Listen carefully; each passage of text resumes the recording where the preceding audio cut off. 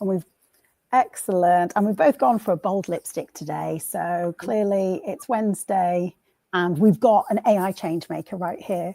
Hello, everybody. Thank you for joining this very special. I get incredibly excited by all of these LinkedIn Lives, but today we're getting to meet a founder. So a brief introduction into who I am and what these LinkedIn Lives are all about. This is a mission to demystify AI and to bring AI change makers to you so that we can see what impact people are making in the world, so that we can inspire you, hear their stories, and learn from them. Personally, I think that it's all going too slow when it comes to getting ready for the AI age, and I know the guest that we have today is someone else who's also decided to take a lot of agency when she saw a problem and knew that she could do something about it. So with that being said, I want to say a massive thank you to Mona for joining us on this LinkedIn Live today. And yeah, hi Mona, can you introduce yourself and hello? Yes, thank you so much. Oh my God, what an intro. So yes, my name is Mona Chiha. I am the founder of Technique. I am also a mother of four. I am doing my PhD in computer science, focusing on algorithmic law at UTS. I'm also a philanthropist. I co-founded a charity called One Maronite. And you're right, I did take matters into my own hands when it came to looking for a tool that I could use to assess legal claims. And that happened while I was practicing litigation funding. So that's pretty much like how my journey started, some of the roles that I wear, and why, or not why, how I came to Technique. I mean, I will never quite comprehend how you've managed to do it all, but we won't go down that route because I'll tell you, coffee, lots and lots of coffee and concealer. Coffee and concealer. I mean, they are, you can have Botox and all of these different treatments, but actually that is the secret, isn't it? I mean, I dread to think what would happen to me if I didn't have caffeine. So incredible, just how much you've done, but also the action that you've taken. So can you explain, especially for those of us not in the legal industry, the problem that you identified with and that then led to Technique? Yes. So, okay, while I was litigation funding, we would get these legal claims to assess, and pretty much what we'd need to assess is the probability to success and the economic value of that claim. Now, I could see my legal team working their butts off, manually doing the research, manually validating the credibility of the case, and then saying, yeah, we should proceed with this one or we shouldn't. Then it would go to an external law firm, and then it would go to a barrister. And by the time we went from a claim being or a case being submitted to making a decision, it would take quite a long period. It would cost a lot of money. And I could see that my team are also struggling, manually doing all these processes, like to no fault of their own. They're doing the best jobs that they can absolutely be doing, and they're champions. But I thought, okay, how can we empower them with the right tools and resources? So in the beginning, I was looking at generative AI. So what we did is we had a model, and then we created a vectorized database, which is like Cordial RAG, to try and help us assess the claims. But the output wasn't great. It hallucinated. And the hallucination is not a bug, it's a feature. So I thought, okay, we've put all this hard work into creating one type of clean database. How do I remove the large language model? How do I remove the Gen AI model?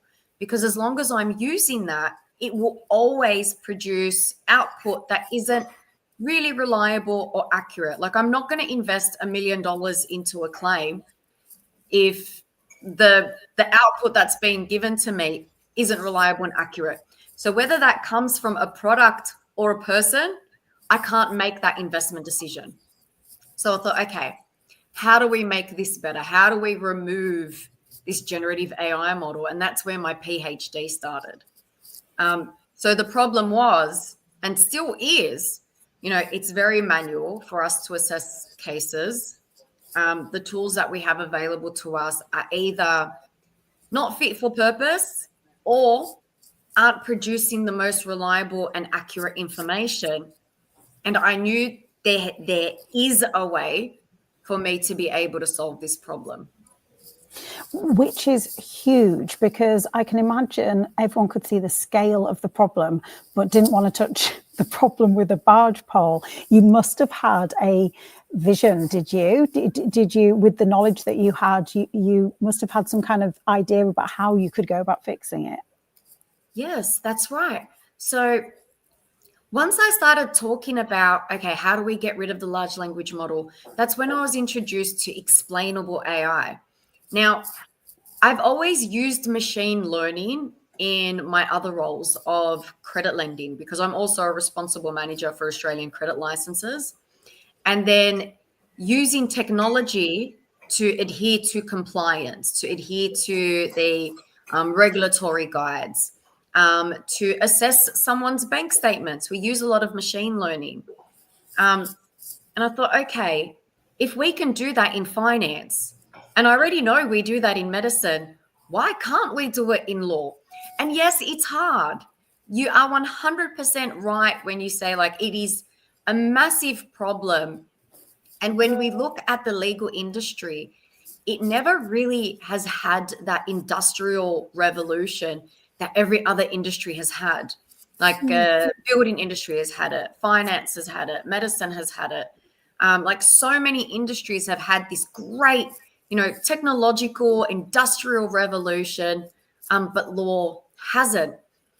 And I could see it. I know I sound like a mad scientist, but I could see how we do things manually. And I could envision the algorithms, like the mathematical algorithms. We use Bayesian mathematics, not prompt engineering, to be able to kind of help produce these data products.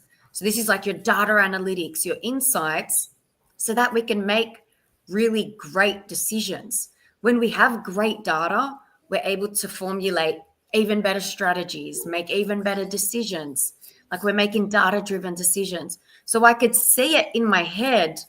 And when I started the research, I saw there was a massive gap in the research on how to do this.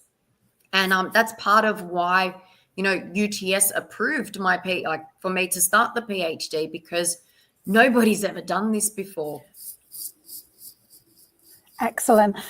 It's a really fascinating point that the legal industry has not had that disruption, because I often wonder if you have someone that is a domain expert that then learns about technology, or then is at the forefront. The two normally don't work together, do they? But actually, if you upskill somebody, or that someone is incredibly curious to then go and be at the forefront of technology, only then can you combine the problem with a solution.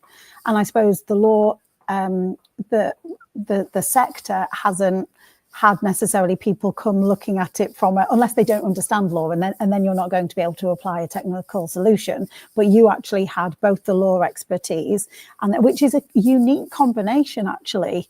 So what came first, actually, the law or the technology? Right. So, okay. Many, many, many moons ago, 7 years ago, my background, I used to be a developer. I started off in finance, fell in love with software, moved from being a developer to a systems architect, to being a CTO for about 7 years. I was given the opportunity to help so many different types of businesses, and help businesses enabling technology to, run their businesses a bit more efficiently, automate some processes, like really use the power of technology. I did that in credit lending. And then I was kind of thrown into litigation funding. So my business partner at the time was like, you're setting up a litigation fund. And I'm like, what's a litigation fund? And just so that everybody knows, this is not financial advice. I know we got to put like our hashtag disclaimers. I loved litigation funding. Comparing it to credit lending, like the unsecured personal finances, small and medium credit contracts, and then moving into litigation funding, I was like, wow. Like I think I found it really filled my cup. And then when I looked at, okay, how can we make it better? That's where I kind of, had that experience in litigation assessment, things to look out for, watching our legal teams work. I've also started my Juris Doctor at UNSW. So I'm also studying law because I don't want to leave any gaps in my research. So it's the tech came first, the finance came first. I'm a serial entrepreneur. And that's kind of how it led me to, explainable AI for law in Juristechny. Excellent. There's a natural element of curiosity, I think, as well, because I think there's that combination of human skills that someone might have a tech background, but actually they might not be looking with that solution mindset, that problem solving and that creativity to actually reimagine how it works at the moment. So I think that's often something that's just a gift of somebody. Everyone can probably hone it. So I suppose there was that not being able to give up, I imagine, spotting this solution and probably like working through many different solutions, which would have hugely turned technology knowledge into action when it came to this problem. That's so true. There has been so many hurdles, and because there hasn't been anything that I can follow. Like in litigation funding, a lit fund is a lit fund is a lit fund. In credit lending, a loan is a loan is a loan is a loan. I didn't have anyone to guide the technical solution. Like while I was doing the state of the art is looking at other academic literature to see if anybody else has kind of, touched on this process or it's not out there. So we're literally creating the new practice of algorithmic law and mapping out all the features and relationships and connections to be able to be empowered by data science to practice law. Like it's tough. And, there are days where I'm just like, oh my God, am I doing this right? Something's not working out. And I'm really lucky that I've got the support of the people that I have the support from. It takes a village. When they say it takes a village to raise a family, it takes a village to do a business. It takes a village to do your research. It takes a village to do anything. And I'm so grateful that I have, my academic supervisors, my colleagues that I work with, the university. Honestly, UTS is the GOAT. It is honestly the greatest place on earth to build a business, and UTS startups, mate, amazing.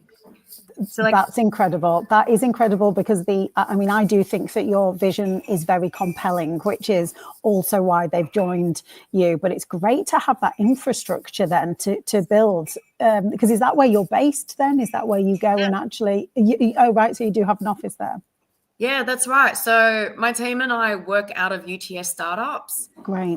Which is in like Building 3, like in the UTS area.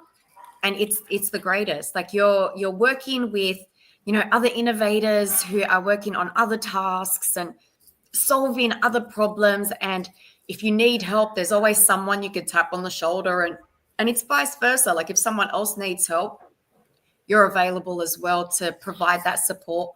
We have a really amazing like women's female entrepreneur group as well. We meet every month and, we brain dump, we help solve each other's problems. And sometimes we just need someone to vent to. And it's a really great, what Murray has done at UTS Startups is phenomenal.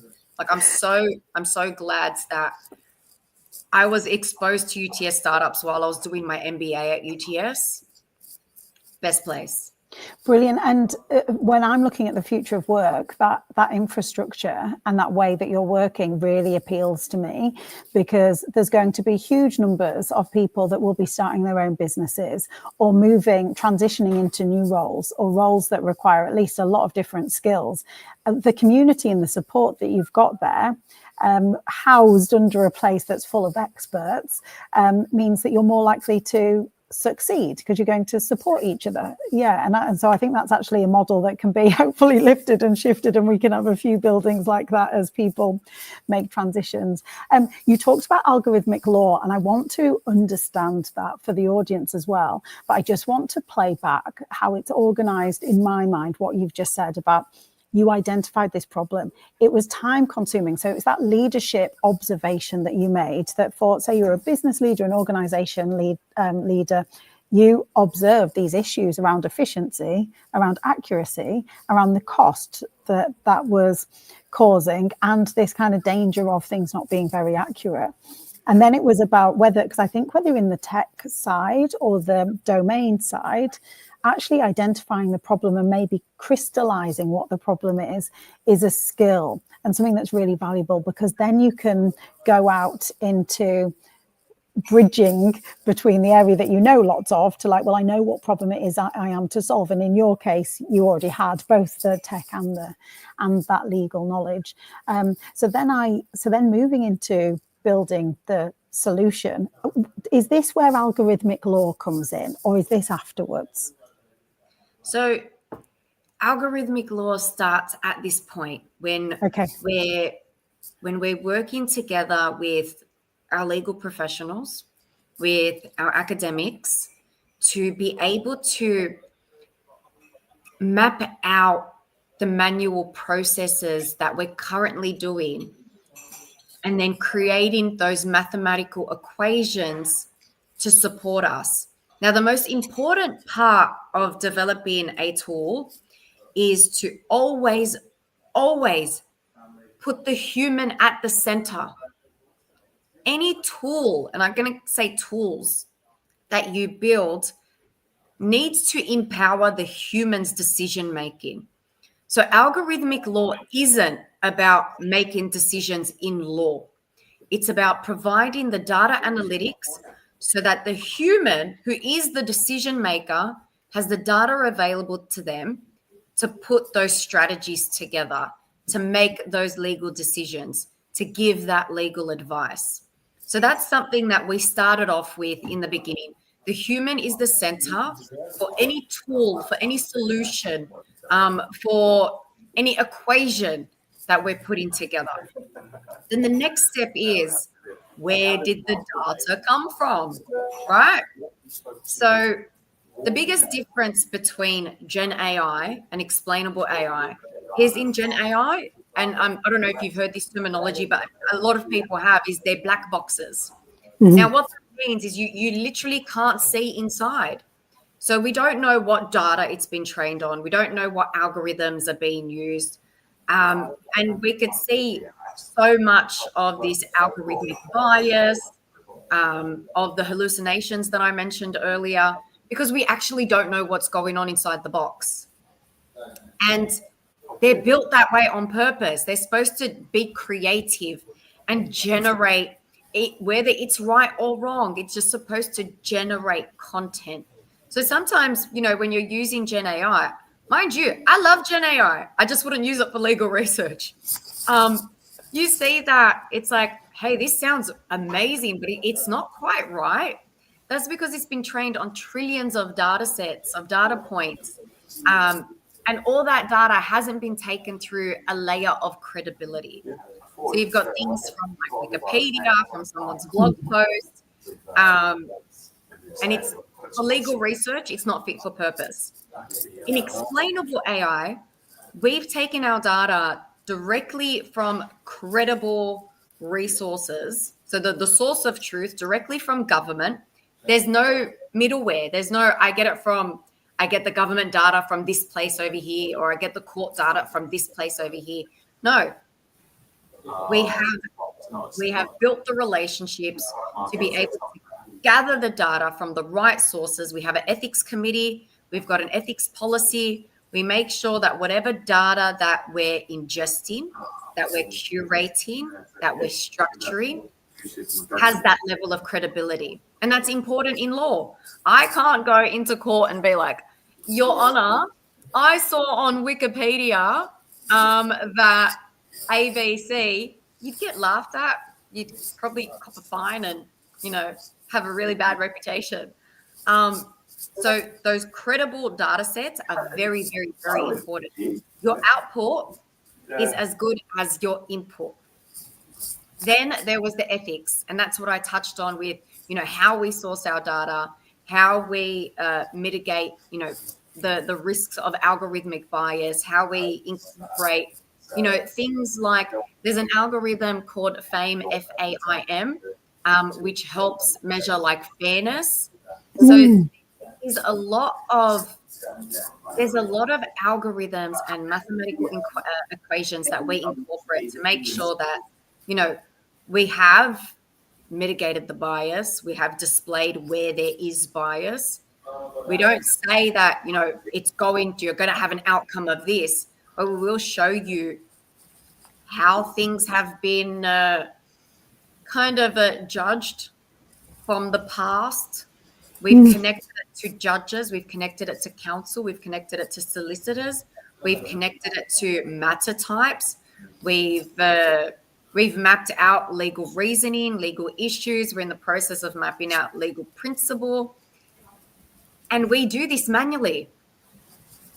All I've done is taken all these manual processes, followed the New South Wales AI assurance framework to create our multiple databases and our proprietary algorithms. Yes, we did it from scratch. It took so good research and review to be able to say, like, yes, now we've got these great algorithms. We're testing them against, other legal research tools and generative AI models, and we're outperforming all of them. And that's because we did it the hard way. We took it back to data principles. We didn't take any shortcuts. I purposely, started the PhD so that I could give my research the credibility it deserves, and also be able to gain access to this amazing community of academics that UTS has given me and Macquarie University. So to sum it up in like 30 seconds, algorithmic law is the convergence of data science, of ethics, of credible data sources, and most importantly, human oversight, where the human is the center of algorithmic law. We've got ourselves a new world leader. No, oh my God. This is what we need. But this is what we need. I mean, so you have created all of this and you're leading the innovation in the legal sector, but it's quite straightforward, an argument to say that this is how AI should be built as a standard. Actually, I'm not doing it by myself. I know you'd make sure you say that. There is a whole village that is helping me. Really, there really, really is. And it would be impossible for me to do this on my own. I'm so thankful and I'm so grateful for everyone that is playing a part in this. And you know what? I'm grateful for you as well for helping me like amplify algorithmic law and amplify explainable AI, because it's hard. We're such a small voice in an ocean of generative AI and other tools. Yeah, I mean, this is what I would like to ensure I fully understand. I mean, I've been running various events and programs, especially upskilling women in AI, and there is such a hunger for being a safe pair of hands.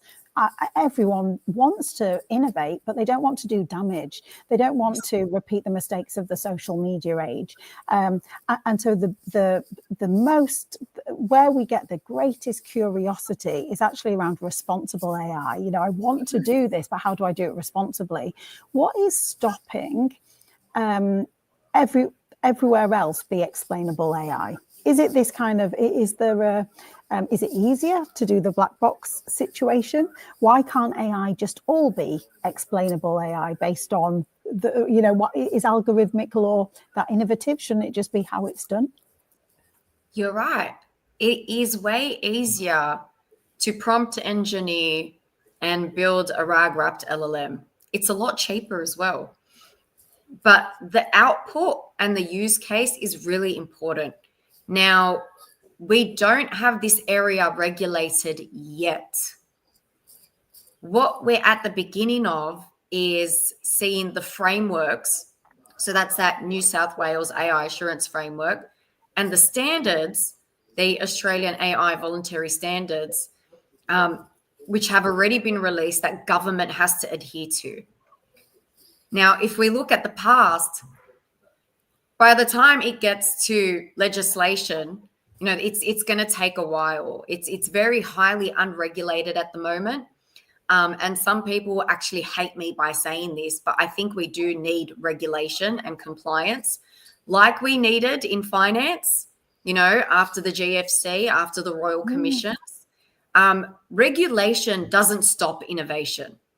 It really doesn't. Regulation and the red tape that people are so worried about actually help you innovate. It protects the business and it protects society, like the users that you're trying to help. Now, when you see some people like, oh no, too much red tape, too much regulation, the reason why there is red tape and regulation is because it's been reactive to all those bad actors. So when you take it from that point of view, yes, there is no regulation at the moment, but I could foresee this being a regulated industry. And instead of taking the easy shortcut way out, I thought, no, I'm going to do this from the beginning and ensure the longevity of what we're trying to achieve at Juris Techni. Excellent. And you have a lot in common with the other AI change makers that I'm talking to. So Barb Hyman, the founder of Sapir AI, they're based in Australia and also in Europe. She's been saying exactly the same thing. We like regulation because then we operate within this and then we move forward. But actually it's quite as maybe paraphrasing a bit roughly here, but she talks about you don't really know what step to take if it's not regulated because you don't actually know what the rules are. Whereas actually, if you know the rules, you go, great, let's go all out within these boundaries. And then obviously, as the example like you talk about the GFC, etc., you actually know it's avoiding risk, but you're more likely to innovate within some kind of frameworks. And then also talking about to John Passmore, the founder of Latimer AI, he's in New York. And again, talking about the same thing around we're not regulated, but we'd like to innovate and then and do more in this space, which is really interesting that three of you as entrepreneurs and tech founders are saying, we're doing something quite different, but we want you to regulate us because we know it won't stop us. It'll do the opposite. That's really, really interesting, really important. And then also explainable AI, that being not the norm. It is just crazy because I think if I think about the people in your team that when you first went and built this, if I think about the users, for example, of Juris Techni, no one wants to make a mistake. So when you're using a large language model, companies, we all need to be able to trust what we're using because the company doesn't want a lawsuit. The individual doesn't want to be walked out of the door. And actually, again, with regulation, with explainable AI that you're building, you can use it with confidence and do brilliant things in your organization, in your business, build your own business. Then the outcome is limitless, really. It's the example that I like to give, which is like what they're doing to the legal professionals right now is wild. So the example I like to compare it to is, can you imagine you're driving, right?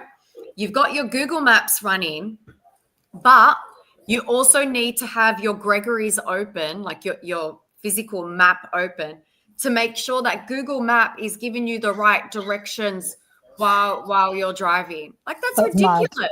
Yeah, that's And crazy. it really burns my soul that they're putting all of this on the lawyers. It's like the lawyers need to rely on the technology that you're providing them with. I don't know, like I wouldn't do that. I wouldn't be driving, looking at my Google Maps and having my Gregory's open. Like, is Google Maps giving me the right direction? I think that analogy is brilliant and should be applied across all different sectors and business situations. Hallucination, for anyone that does or doesn't know on the call, is about that where it makes up the answer. Oh, I'm sorry, we've just had some great comments come through. Getting some great comments there. Sorry, I've only just seen those. Oh, wait, how do I see You've them? got, I'll have to, I might only see them. As you can, we're getting some amazing comments. I agree, it's always about human and AI. And Mona, you're such an empowering, inspiring person for others and generations to come.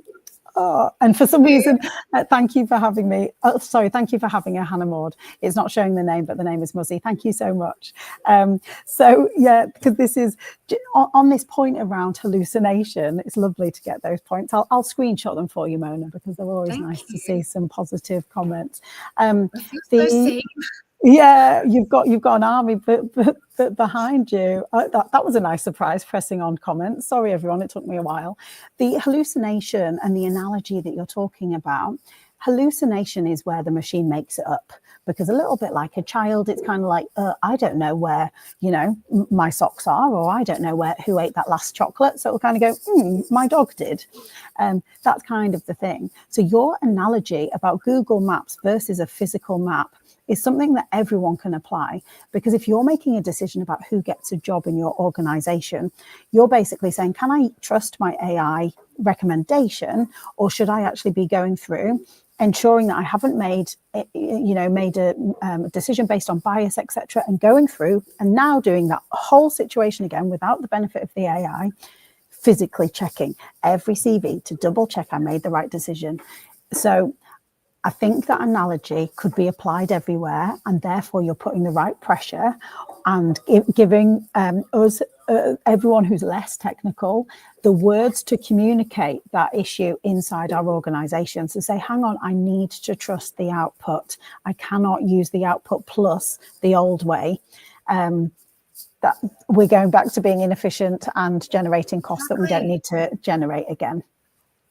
And it's, again, I keep saying it's wild, because it's absolutely wild. Because like, no, but I'm going to keep asking the questions and keep asking the questions, and keep refining the prompt, and add another rag. And it's like, why are you trying to make something fit for purpose for a use case where it's not?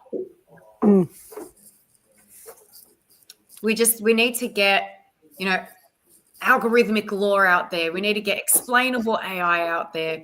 We need to tell the people who want to innovate what options they have, because there's also that level of you don't know what you don't know, right? I didn't know about, obviously algorithmic law when I first started this. I didn't realize that there is a way that we could do this without using Gen AI. But we just need to keep spreading the word. There are other ways that we can innovate. Go out and ask. Listen to podcasts like this. Read academic literature. It's a beautiful rabbit hole that I go down. I love it. It's so that might take some more persuading. No, I'm joking. Really, I maybe got some some PTSD from university, and just sitting in the corner of a library, just being like, where do I find that thing? So it's a rich resource, is it, academic literature as well in that field? It really is. Brilliant. It's like this untapped resource, for small business owners or any business owner or any decision maker. Someone has researched it. It can help you make better decisions. That's incredible. There's that's somewhere that I'd not thought about as much, but people have done the research. I mean, obviously, you can also find some of these. There's some AI tools as well. I think there's one, I want to call it Iris, beginning with an E, that I'll have to find what that is and put it in the comments, actually, where you can also access various academic reports. Your There's point another one around called Connected Papers. I'll send you the link for that as well. Connected Papers is a really good one. And if you're like an alumni, or like you're a student, or like if you've got like a uni login for your university, you've got access to the library, so you can access those academic literatures without paying a gazillion dollars. Yeah, okay, brilliant. Let's go back to university, because I think your point around education, I mean, you were saying ask the question. Education comes at all levels. So actually, just foundational AI acumen, I think, and data acumen. I come from a business background, not a technical background. I had to really develop that later in life. But I did, and I really enjoyed learning again. And then you start to make those connections between a problem and then asking those questions of what data is behind this thing that made that decision. Why has my, algorithm on social media given me this post to look at? By beginning to think like that, you begin to spot opportunities to ask the right questions.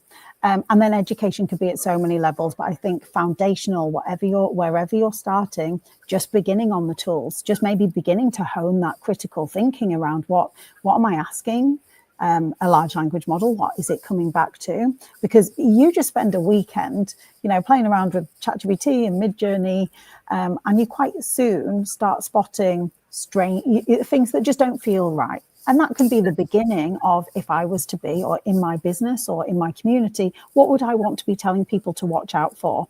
And if you want to be an innovator, and like you, Mona, actually then see, well, this area really lights me up. Actually, I want AI to be safe for children, and I want to help developing brains.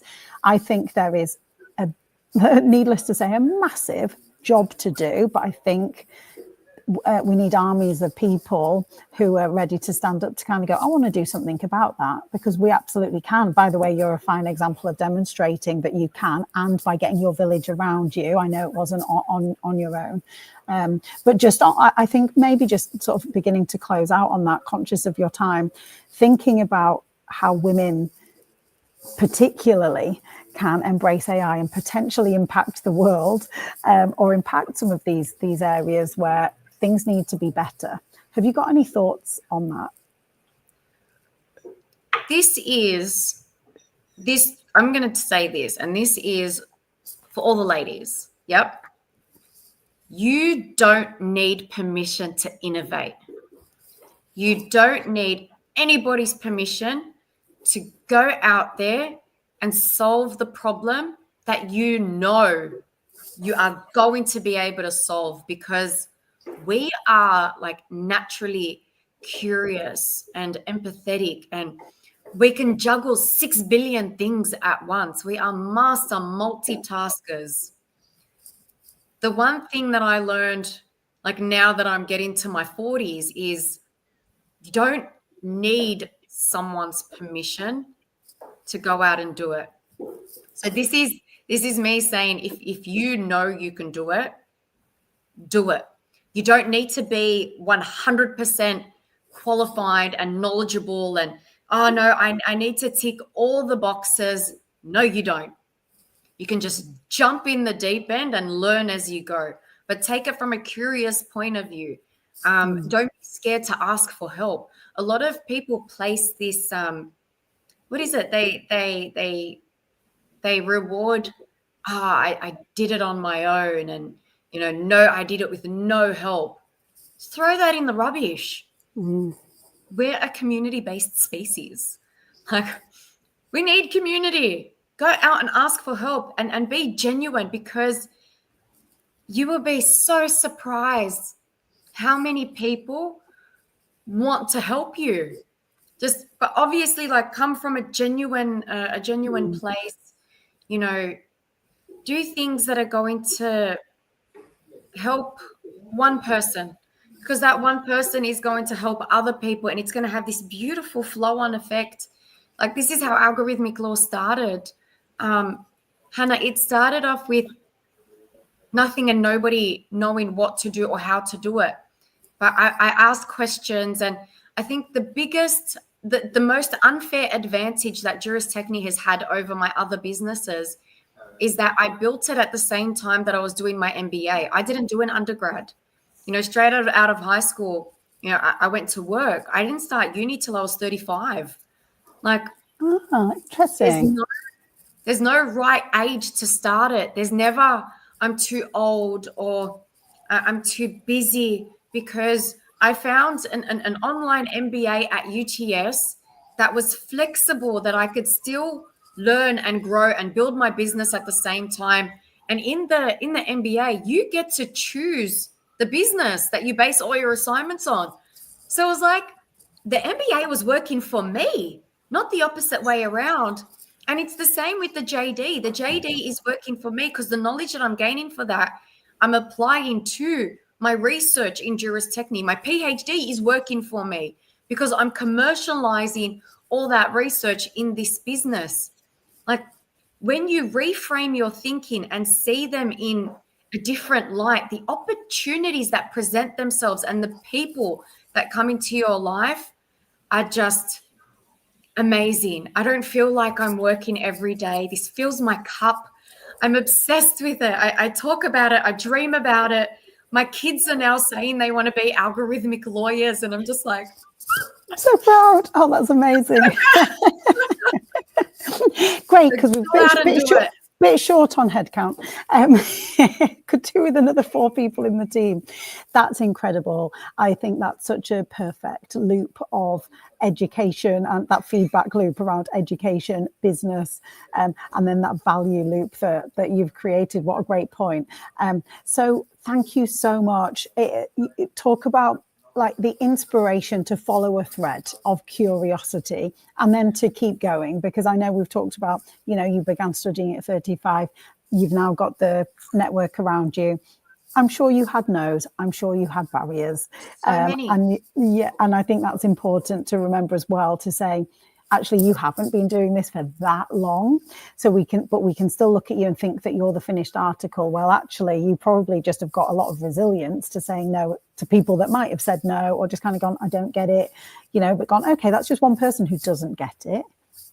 I'll go to the next person. Because I think that's important when we're stepping into potentially doing something new or innovating. It's focus on the problem, not the solution.